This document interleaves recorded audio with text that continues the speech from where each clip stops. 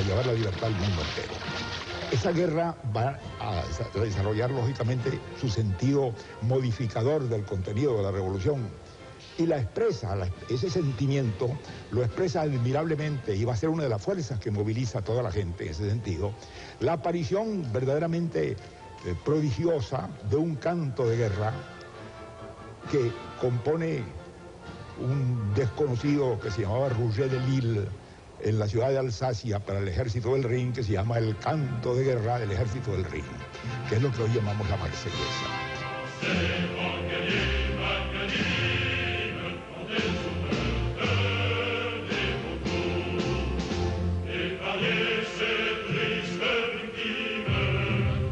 La Marsellesa es un gran poema épico, un gran poema popular, con una fuerza de convocatoria, de emoción, de convicción, que produjo efectos mágicos en los lugares de combate y de lucha. Los ejércitos se exaltaban y se excitaban y se hacían matar al canto de la Marsellesa, y este canto de guerra se transformó en el himno de la libertad y de la lucha contra el despotismo en el mundo entero.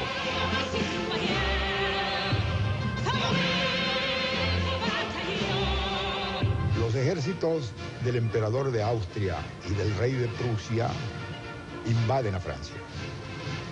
La amenaza militar contra la revolución se presenta brutalmente. Los ejércitos nuevos, mezclados con viejos oficiales y con los que han surgido y van a surgir de esa lucha, que son muchos, se aprestan a enfrentar esa invasión. Vienen también muchos extranjeros a incorporarse a esa lucha. Uno de ellos es un latinoamericano. Es un hombre de 42 años de edad en ese momento, que ha nacido en Caracas, la capital de Venezuela, y que se llama Francisco de Miranda. Francisco de Miranda ha dedicado su vida a luchar por la libertad. Ha sido un oficial del ejército español, ha ido con las tropas expedicionarias españolas a luchar por la independencia de los Estados Unidos. Ha visto nacer la democracia y la libertad de los Estados Unidos. Ha tratado con los que dirigieron esa gran campaña. Luego ha marchado a Inglaterra, donde ha presenciado la vida de la monarquía más liberal que conocía Europa, de derecho constitucional con libertades públicas garantizadas, y ha visto el ejemplo de lo que puede ser un país libre. Ha recorrido toda Europa buscando apoyo para el gran proyecto de su vida, que es lograr la libertad de lo que él llama su patria. Su patria es la América Latina toda.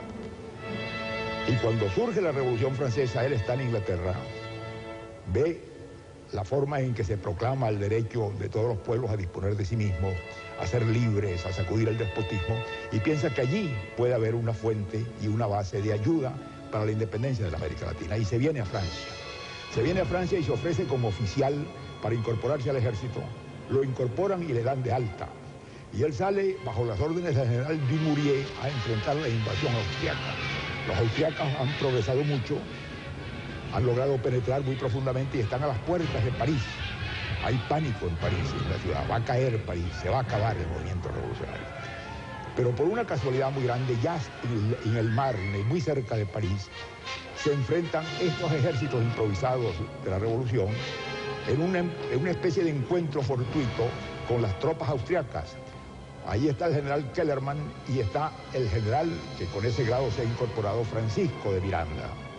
Y ahí ocurre la famosa escena de la batalla de Valmy, en septiembre de 1792, que derrota a los austriacos y los obliga a retroceder. Ese fue el primer acto de victoria de las tropas francesas, que se va a prolongar entonces en la reconquista de todo el norte de Francia, en la invasión de Bélgica y de Holanda. Es la primera victoria de la República, y ahí está jugando un papel eminente un latinoamericano cuyo nombre ha recogido la historia de Francia y está hoy en día en el Arco de Triunfo, que conmemora las grandes victorias de ese ejército.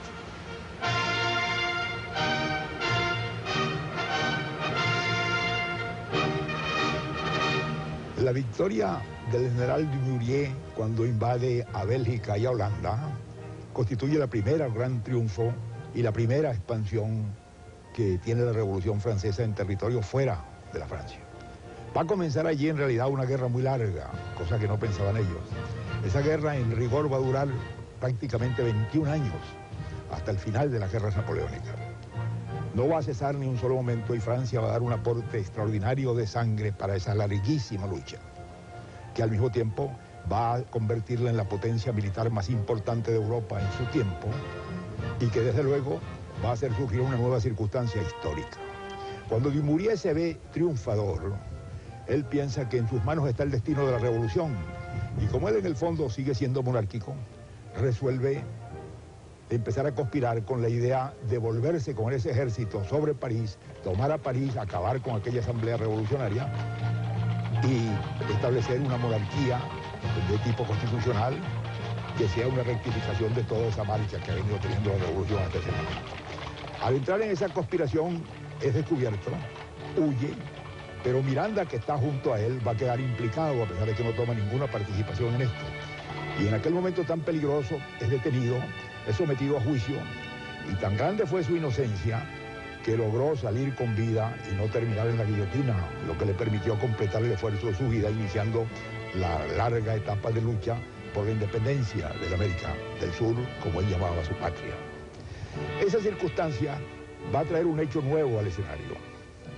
Ha surgido un poder militar, un poder que va a crecer, un poder que va a terminar en ser el poder efectivo de la revolución, porque a través de los ejércitos invasores la revolución penetra prácticamente en toda Europa.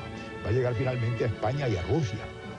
Y al son de la Marsellesa y de la proclamación de los nuevos principios va expandiendo las formas y los ideales de la Revolución Francesa. Claro que de una manera impuesta y por la fuerza, pero al mismo tiempo está creando un poder que no habían previsto los hombres de la Revolución. Los hombres de la Revolución que esperaban un mundo de libertad y de paz desembocan en un mundo de guerra y de predominio del poder militar. Ese predominio va a cambiar el curso de la revolución, van a surgir de allí nuevos jefes, de esos hombres nuevos van a salir grandes jefes militares y entre ellos va a surgir un oscuro capitán corso que estaba en aquellos días viendo con ojos de asombro lo que pasaba y que se llamaba Napoleón Bonaparte.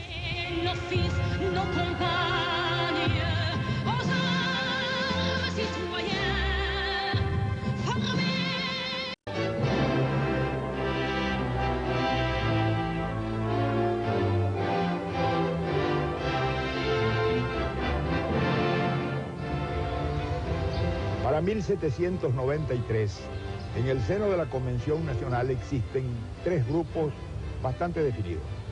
El más numeroso es el de los girondinos, que lentamente por un proceso inevitable han ido convirtiéndose en el sector más liberal y más acomodaticio de la Asamblea. En el otro extremo están los que se llamaron los montañeses, que es un grupo muy unido, no dividido como era el de los girondinos, bajo un comando muy rígido que cada vez va quedando más en las manos de un solo hombre que es Robespierre. Y en el centro queda un grupo que se llamó a veces centro, que se llamó a veces con nombres pintorescos como el Marais o la Plaine, que juega un juego plegadizo y voluble. Es muy curioso porque hoy en día en el mundo entero llamamos derecha, centro e izquierda a posiciones políticas que correspondieron a esas circunstancias de la Asamblea, porque los girondinos se sentaban a la derecha, los montañeses, que eran los extremistas, se sentaban a la izquierda, y en el centro quedaba ese grupo flotante del Marais. De modo que de allí vienen esas nomenclaturas. A medida en que se va haciendo más grave la pugna, que la guerra internacional crece, que las amenazas subsisten, el clima de la convención llega a un paroxismo. Entonces dictan una ley de sospechosos. Por esa ley todo el mundo era sospechoso. Luego la convención en realidad no gobierna, no hay gobierno. Gobiernan comités, son comités que se van absorbiendo en sus manos todo el volumen del poder. El más poderoso de todos es el Comité de Salud Pública. Antes había habido el Comité de Vigilancia. Entonces los comités tienen la facultad de buscar los sospechosos, de juzgar los sospechosos, de ejecutar a los sospechosos y por lo tanto de asumir todo el poder. La pugna entre el grupo de lo que pudiéramos llamar la montaña y el grupo de los girondinos se va agravando hasta que los girondinos se convierten en el enemigo que hay que abatir. Y es lo que van a hacer con un golpe de audacia muy grande a través del Comité de Salud Pública y bajo el comando de Robespierre, detener a los girondinos, sacarlos de la convención, juzgarlos rápidamente y condenarlos a la guillotina. Es decir, estos hombres que eran la mayoría y que habían sido en realidad los que habían desempeñado un papel más grande en la revolución, perecen por la revolución misma. Se los come la revolución, los devora. El viejo mito de la revolución que devora a sus padres y devora a sus hijos se realiza aquí de una manera perfecta.